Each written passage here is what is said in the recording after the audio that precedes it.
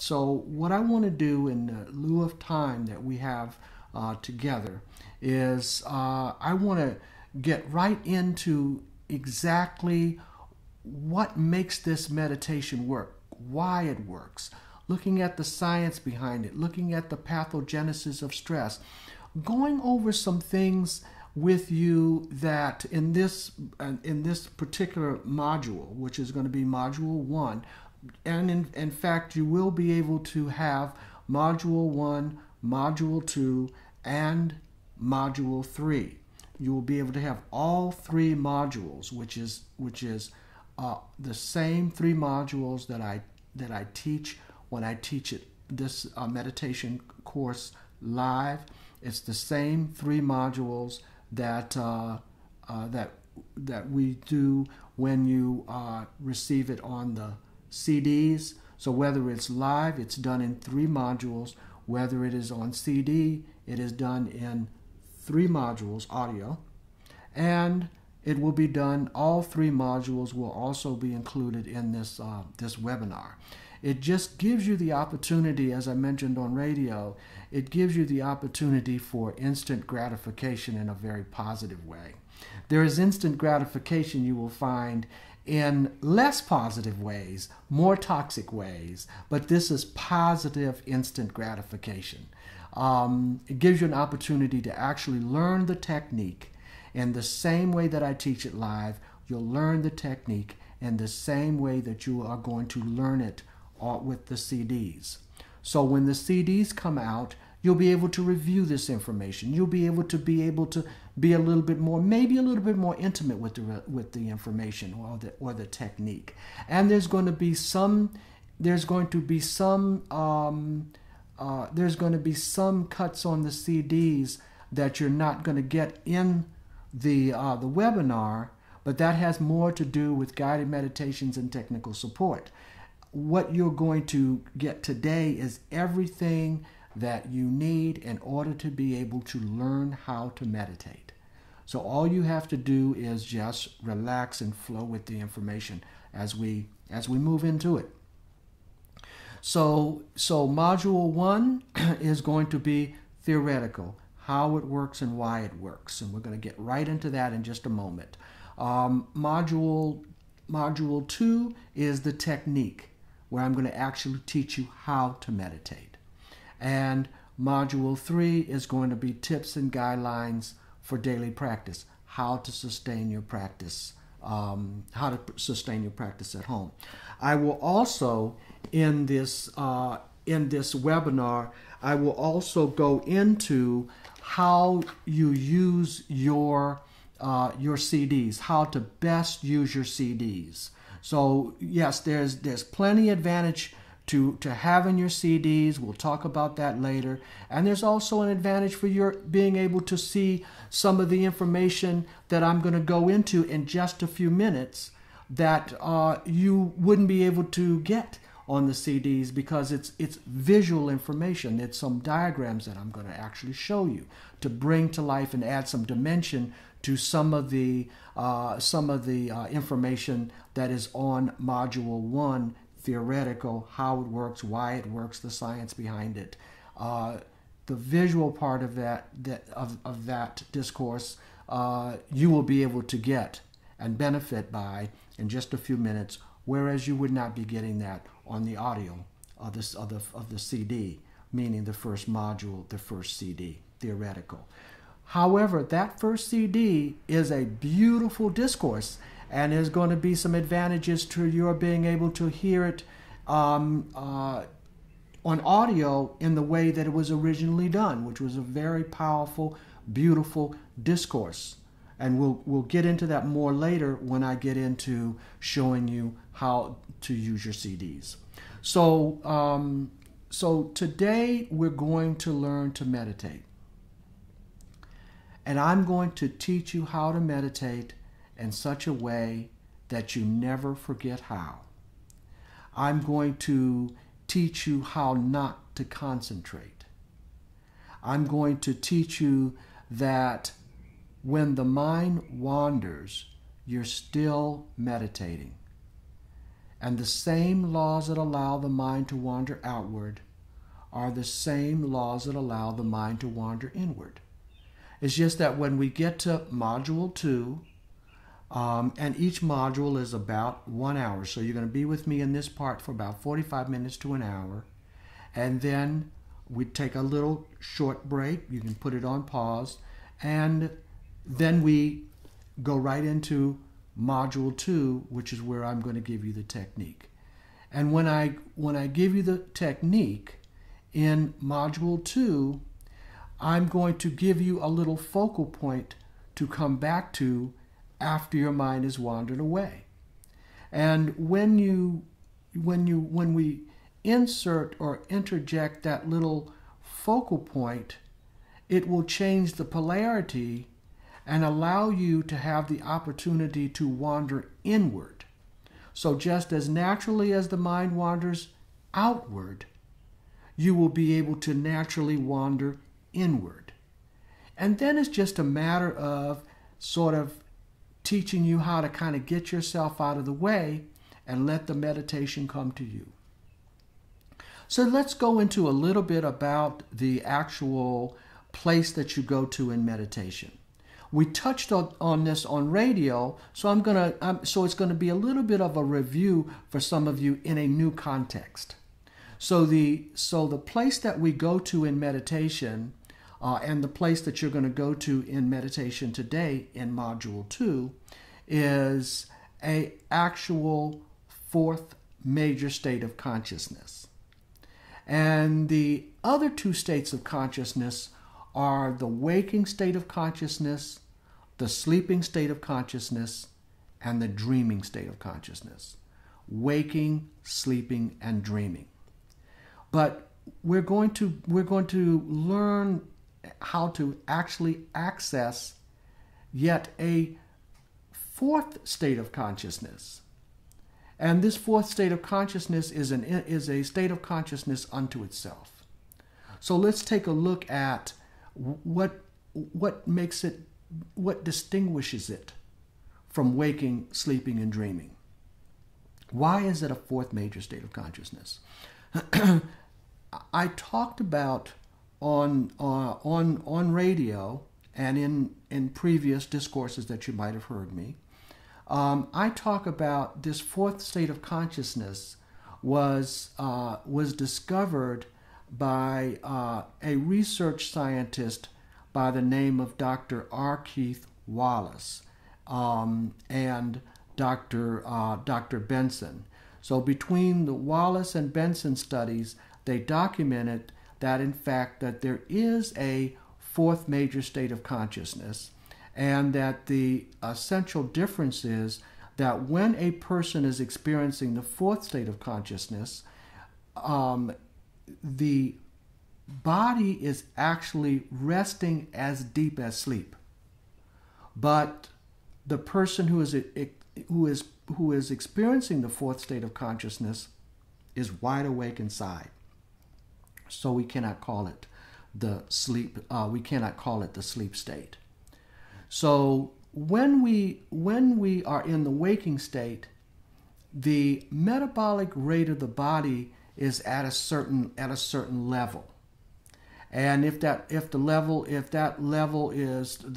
metabolic rate is too high, we call that high blood pressure. And if the metabolic state is too low, then we call that low blood pressure. But there is a baseline medium state of metabolic state that we are in, that the body is in when we are walking around and we're doing activities and so forth like that in the waking state. So there's a normal metabolic state, and that could be too high or too low, but there's a basic normal state. When we go to sleep at night, the metabolic state of the body lowers 5 to 10%, and the basic average is approximately 10% reduction in the metabolic rate, which means that breathing slows down, heartbeat slows down 10%. And then we go into a dream state, and there is a neurological pathway that opens up that takes us from the waking state of consciousness into the sleeping state of consciousness. And there is a neurological pathway that takes us up from the sleep state into the dream state. And the dream state is an actual state of consciousness. We actually wake up into the dream state. We're aware while we're in the dream state. We're sort of trapped into the dream state, but we can remember our dreams because we are aware while we are in this dream state. But it is a state of consciousness unto itself. Now, there is a neurological pathway that opens up that brings us back from the sleep state back into the waking state. And there's memory involved. That the sleep state remembers how to bring us back from the sleep state back into the waking state, or else we'd all be in a coma. So the states of consciousness that we go through normally are the waking state of consciousness, the sleeping state of consciousness, and the dreaming state of consciousness. And they have very distinct differences in terms of the consciousness, as well as very distinct differences in terms of the metabolic state of the body.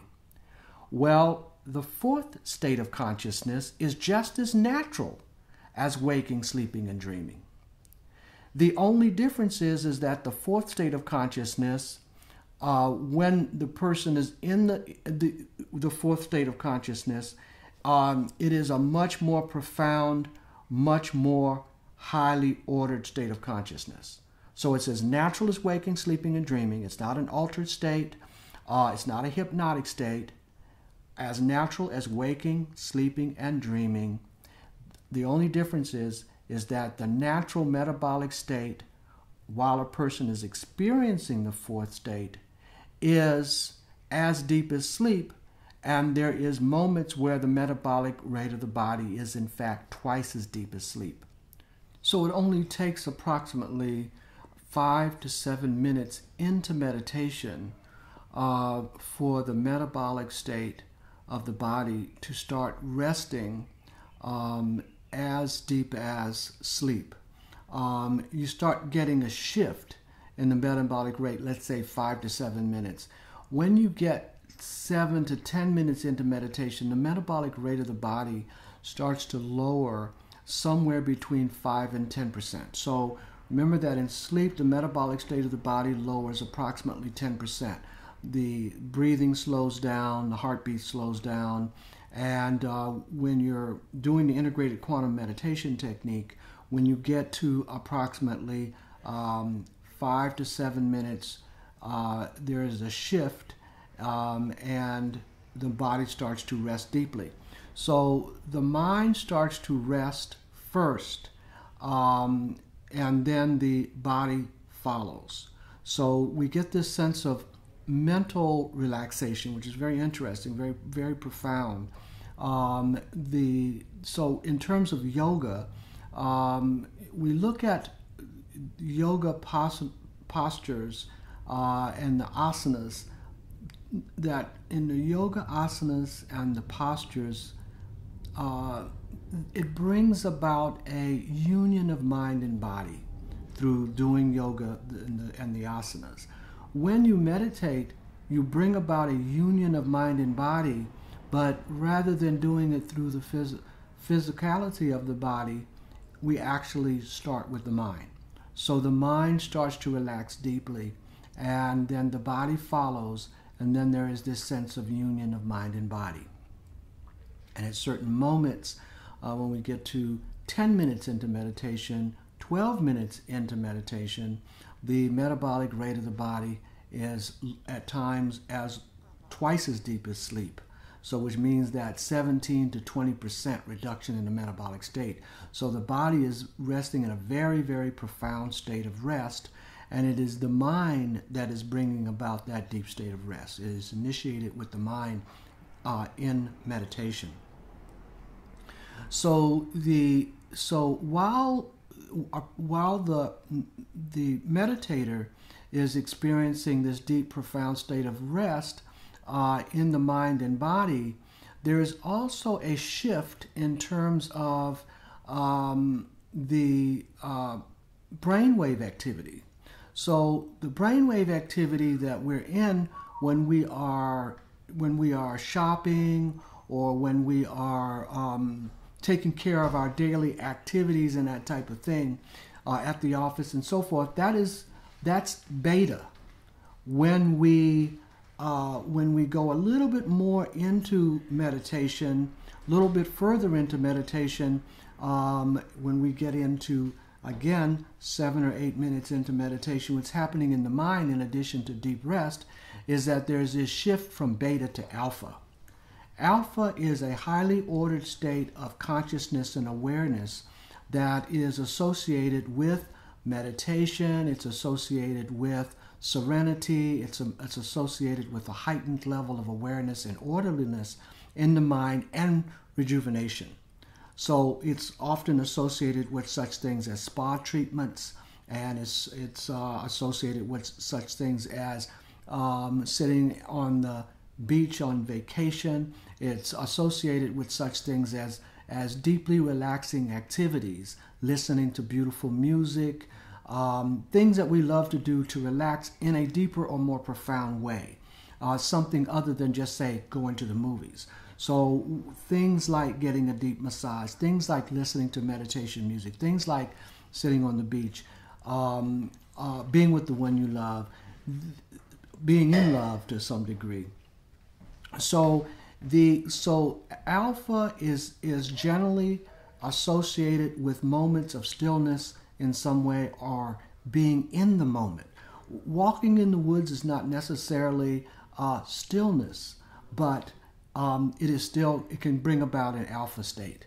Even being in the zone while a person is invigorated, jogging can bring about a certain kind of alpha feeling. It's a sense of it's a high on life kind of a feeling. Now there's deeper and more profound states of mental awareness, such as theta and delta.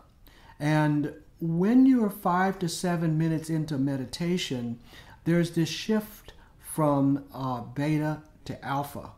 And when a person is associated with that 5 to 7 minutes into meditation, where there is mental relaxation, shift from beta to alpha, there's also a deep metabolic reduction in the body, resting as deep as sleep, but we're wide awake inside, experiencing this alpha state of consciousness or awareness.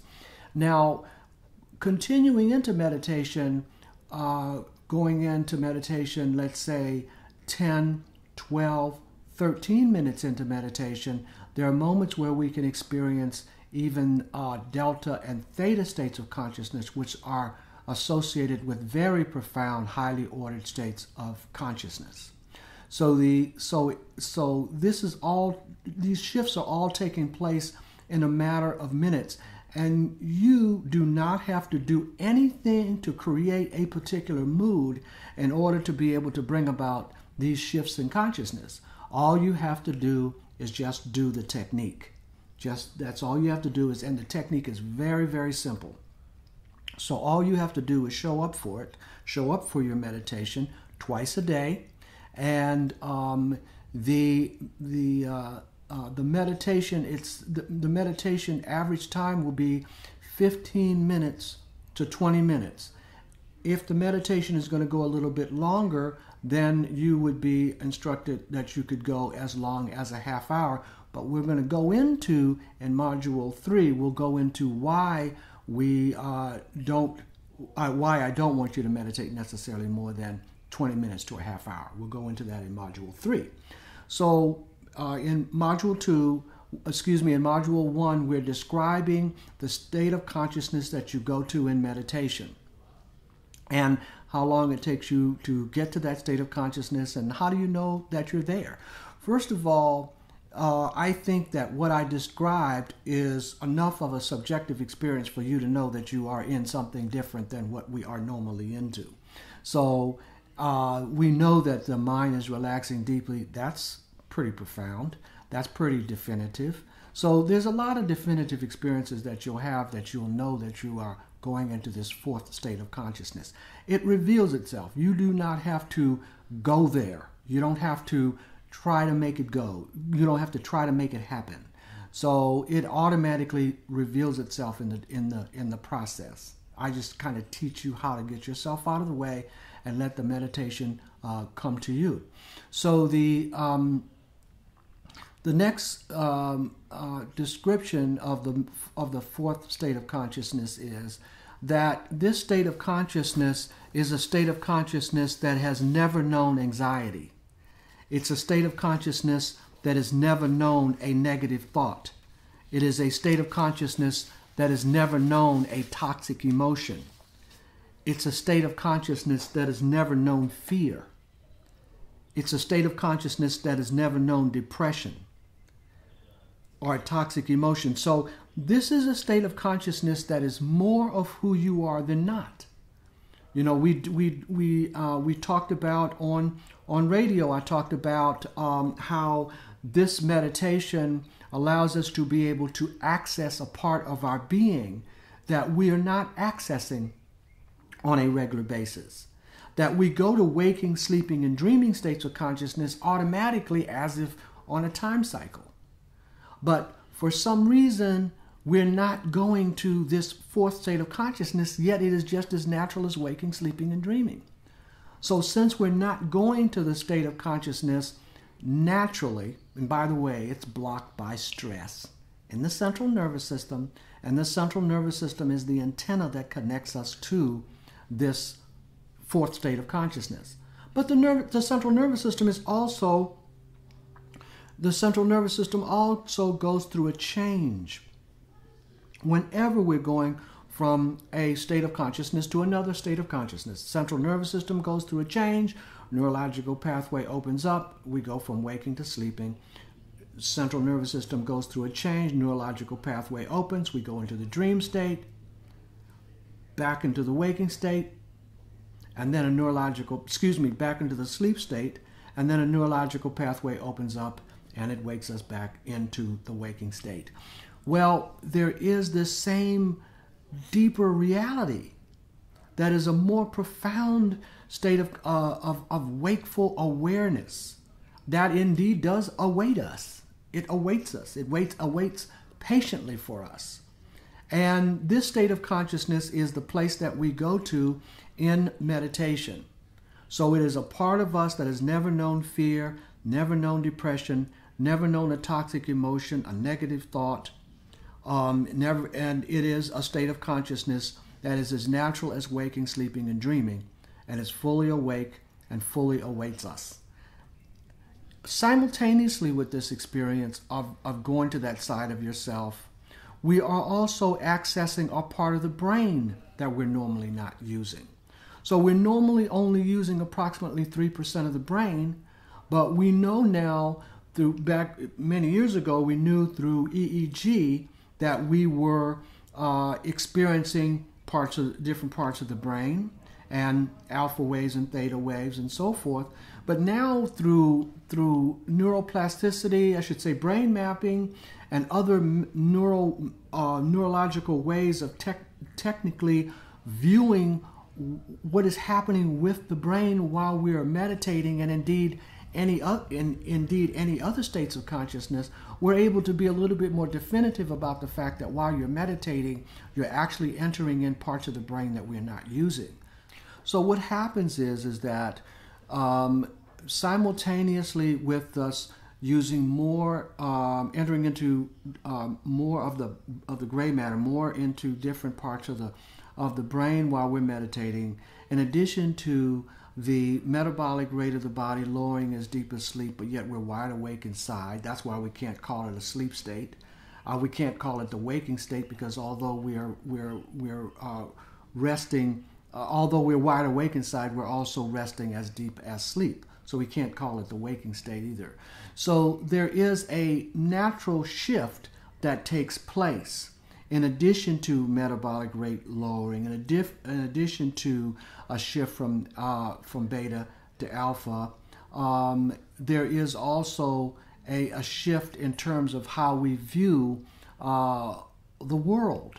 that we're the state of pure consciousness, which is the backdrop of the fourth state of consciousness. Pure consciousness is not filtered through our conditioning. It's not filtered through our beliefs. It's not filtered through our I cans and I can'ts. And that pure state of consciousness, or that pure awareness, is the foundation of who we really are as a state of consciousness. So it's wonderful to know that who we really are is a state of consciousness that we can go to, and that is a pure positive pole. It's a pure positive part of our being. And it is more of who we are than not, vastly more of who we are than not. So while we're meditating 5 to 7 minutes into meditation, not only is there a shift in the metabolic state, but there's also a shift in terms of our outlook. So as we move into the fourth state, the same subject matter that we might have been pondering throughout the day in a fear-based sort of negative view of a situation, what happens is that there is a shift from a fear-based negative view of a subject matter while you're meditating to a more positive or a more optimistic view of the subject matter. It does not matter that the solution has not come about yet. There is still a more optimistic or a more positive view.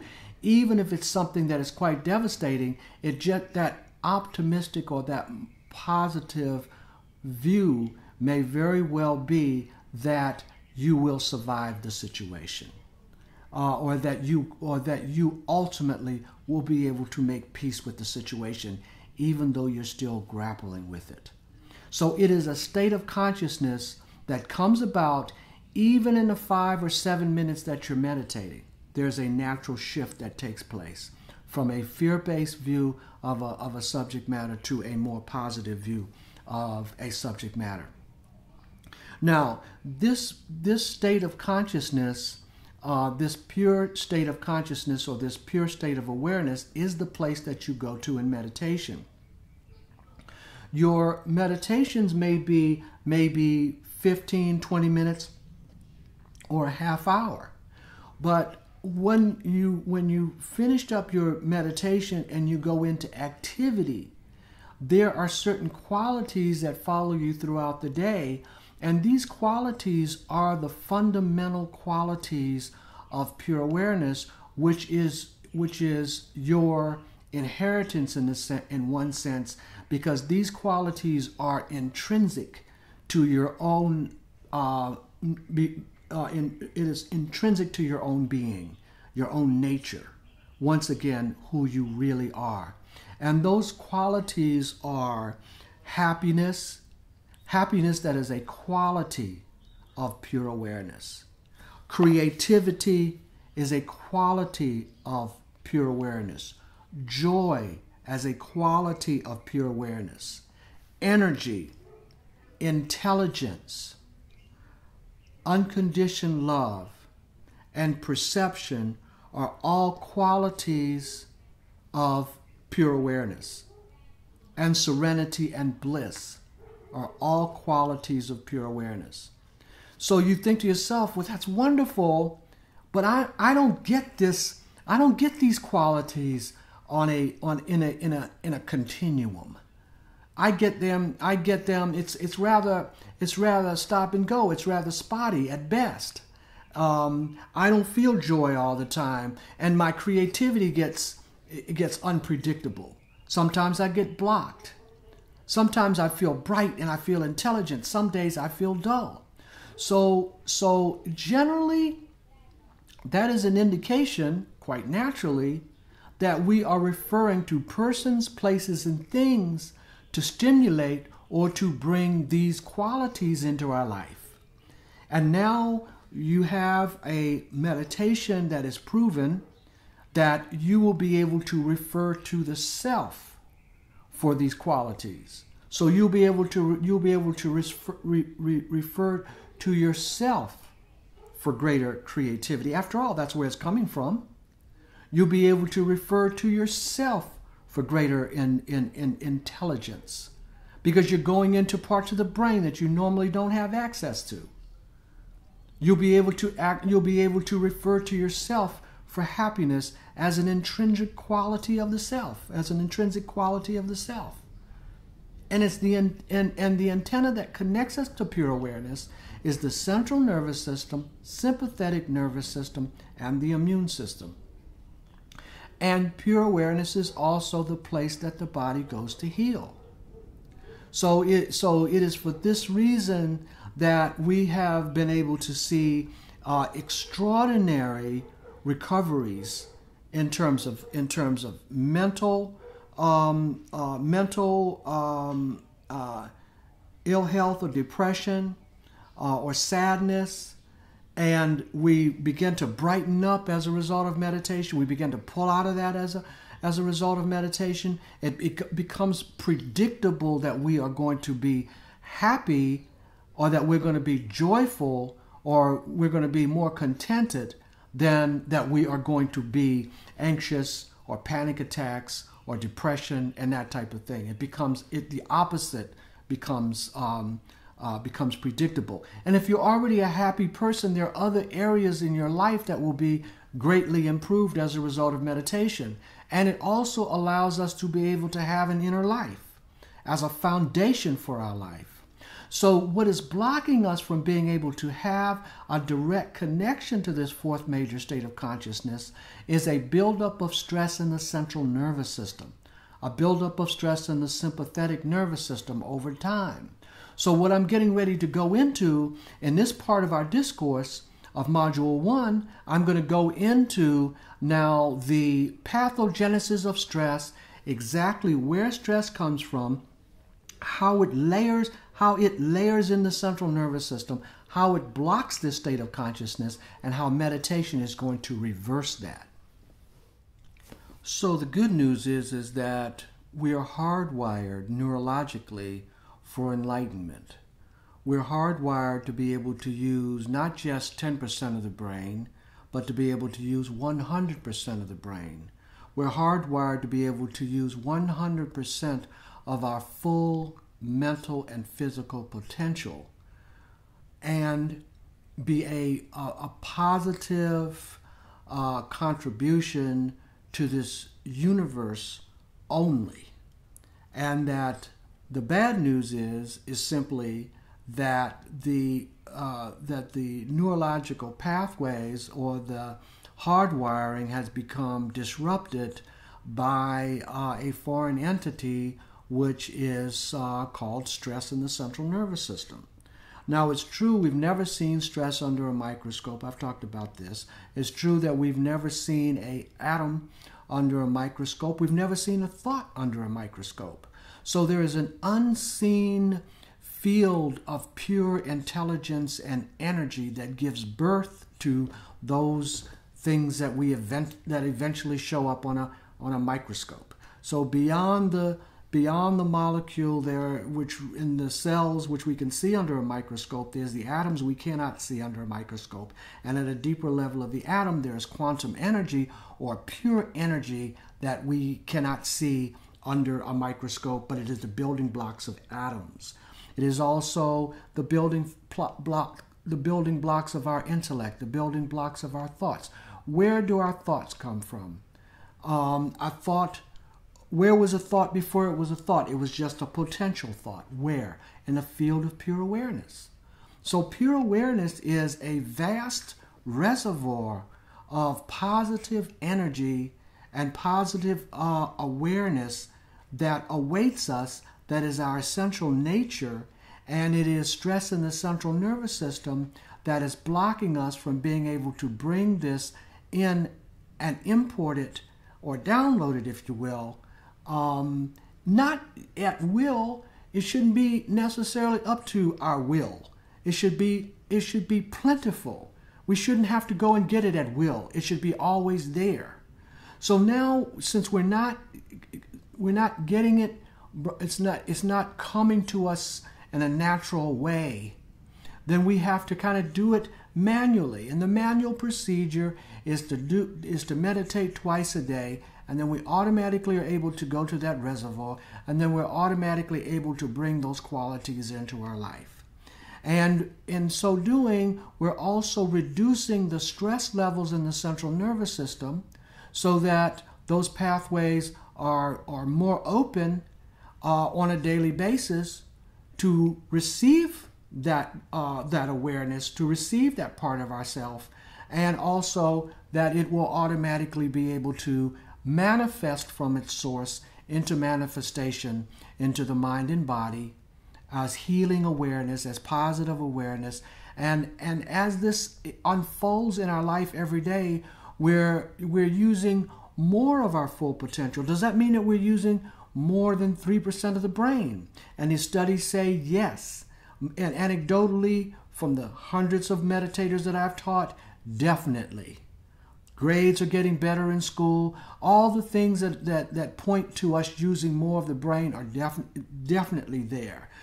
As we age, we oftentimes are becoming more clear and more wise, and doing less and accomplishing more, and more greater abundance, less fear, more positive energy, more in control of our destiny as we age. It's because we're using more gray matter, because we're using more of our full potential as we age. And fortunately, there's thousands, in fact, around the world of meditators who've been meditating since their youth, who are now aging, who are now approaching their senior years. And so we're able to see how the meditation after many years is actually unfolding in our lives as we age. So there's many challenges that we are going to meet over time, and the meditation is going to kick in when we least expect it, and sometimes when we do expect it. So let's take a look at where stress comes from, since stress is the wrench in the machinery that is blocking us from being able to connect with it. Essentially the obvious is that stress begins with an event. The not so obvious is that stress begins with our perception of an event. A tree falling in the woods is not going to affect you one way or another if you haven't heard about it. A tree falling in the woods is probably not going to affect you one way or another even if you have heard about it. However, a tree falling in the woods that is just fallen on your summer cottage is no longer just a tree falling in the woods. It now has meaning to you.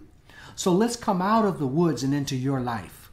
When an event happens, it is just a quantum fluctuation in a universe of quantum fluctuations and events. Now, when you hear about this event, if this event has meaning to you, then we promote that event if it is adverse.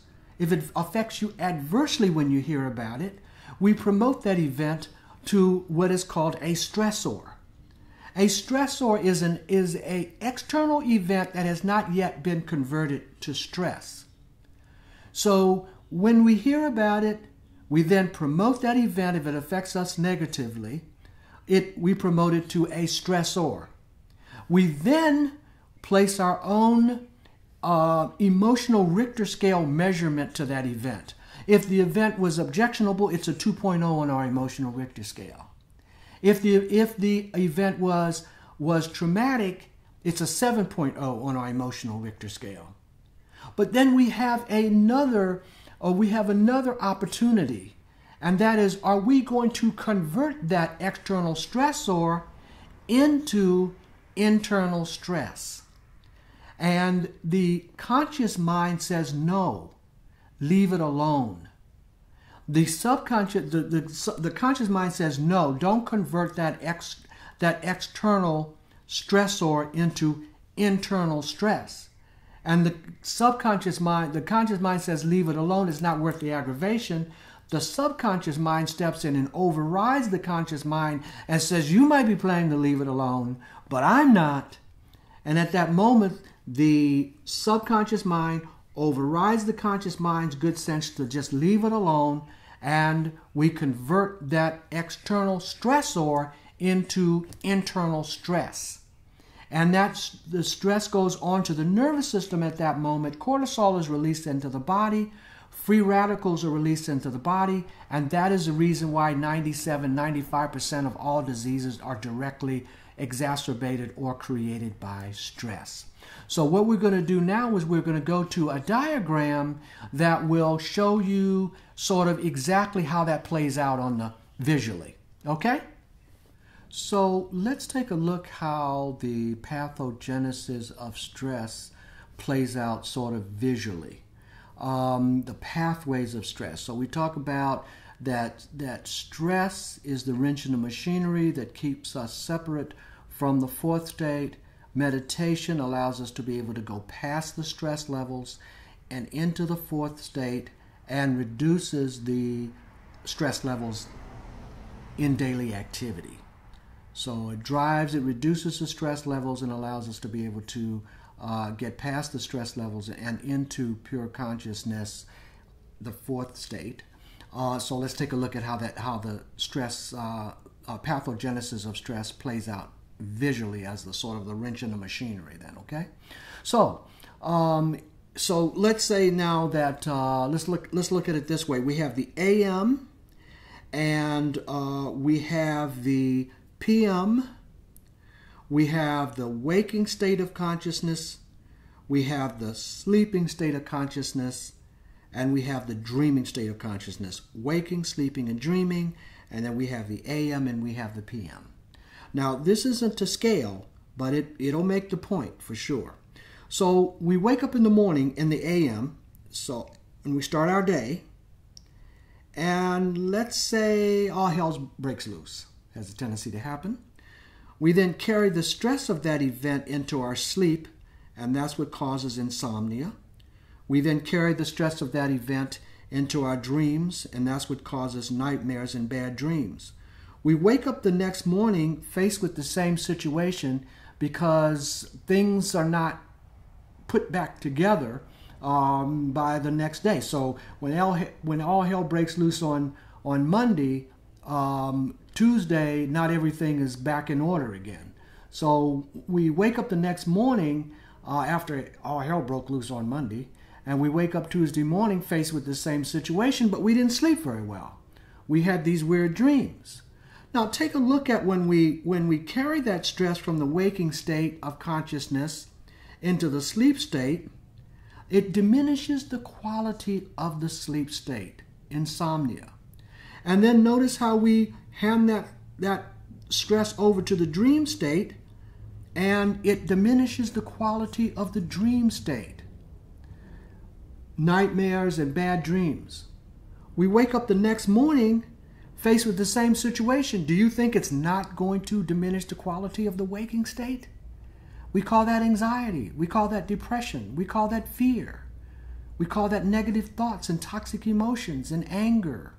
So we start our day off on the wrong foot because we didn't sleep very well. We had these weird dreams, and we're faced with the same situation, and the situation is bigger than life.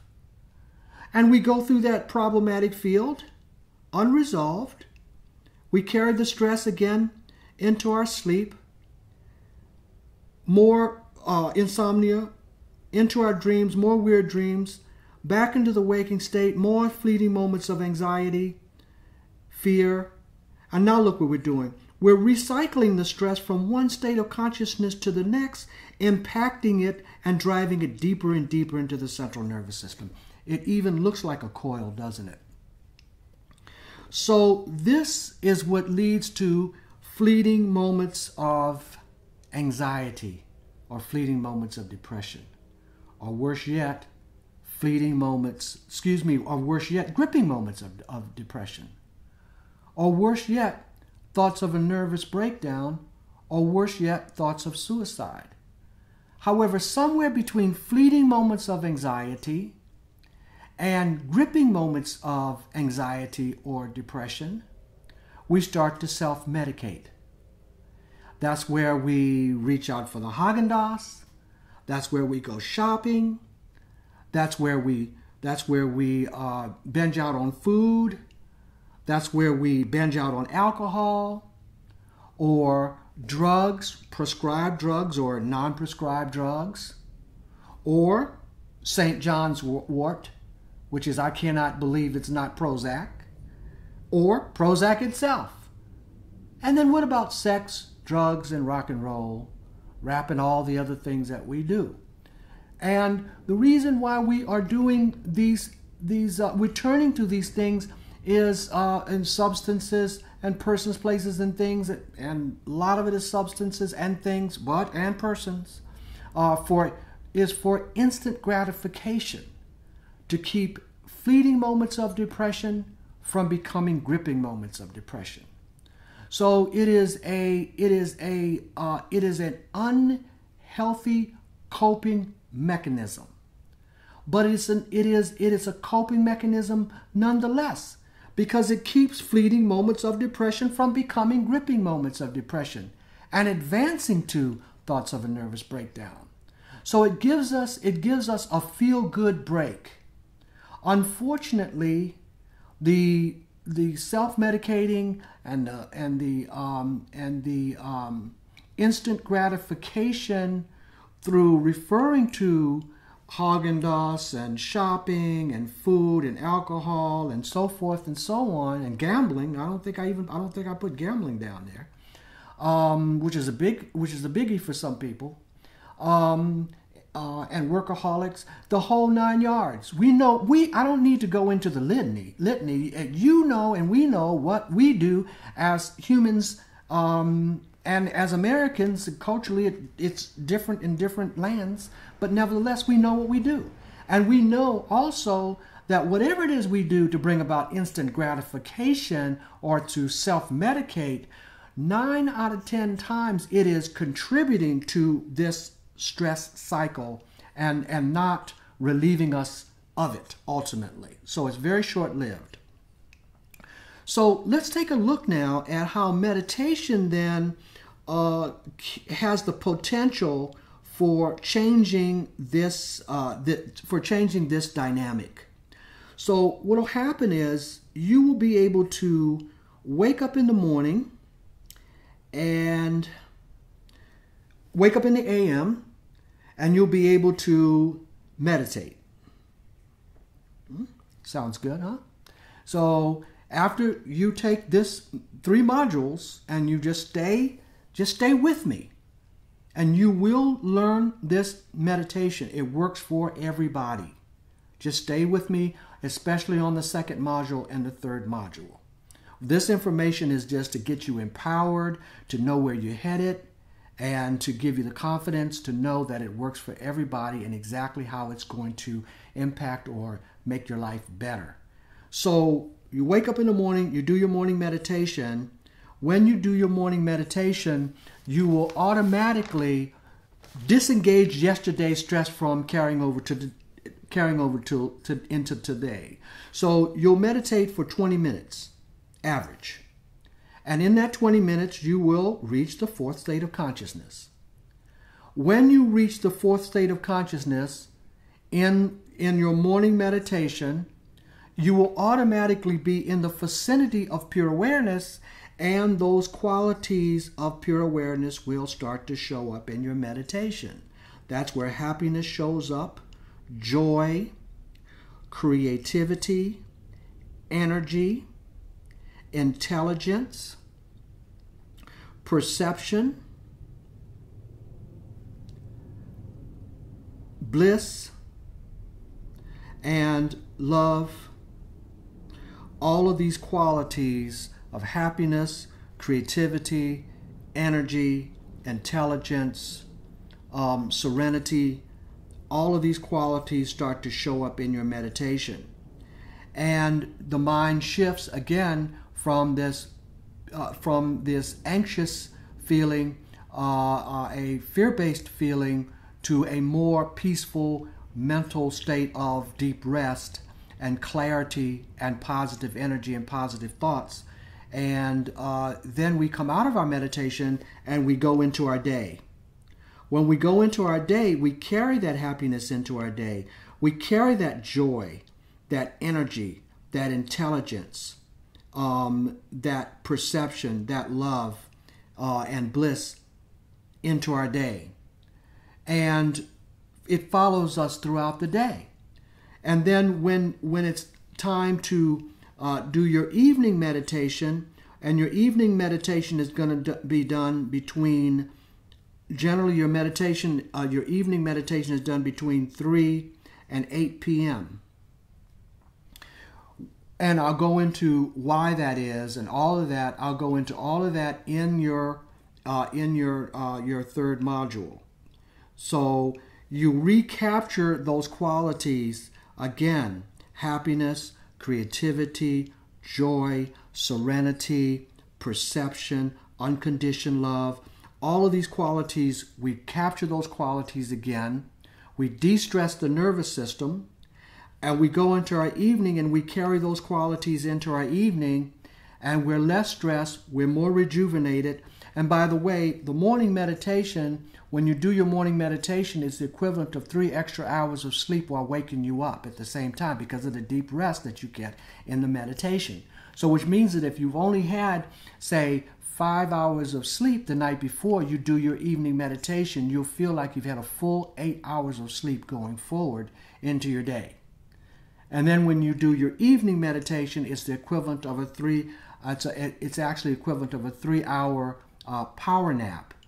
And so what is happening is that when you do your meditation twice a day, as you can see, what we're doing is we're reversing that cycle and literally opening ourselves up to the universe of all possibilities. So that pretty much wraps up Module 1. When you prepare for Module 2, I want you to be prepared to sit with your back supported, and the room can be semi-quiet.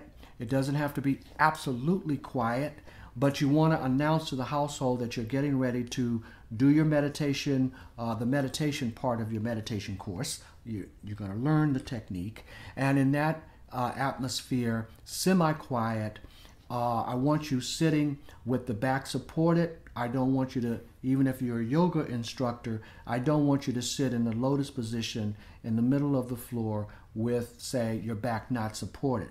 Or if you're a person who practices Vipassana or a Buddhist meditation, this is different. I want you, we'll talk about how you integrate the two, but this stands alone. I want your back, I want you sitting, I want your back supported against the chair. I want your back supported, and be prepared for a semi-quiet environment where you won't be interrupted for about an hour. Okay? So let's take a break, and then let's return, and then we will actually get the technique itself.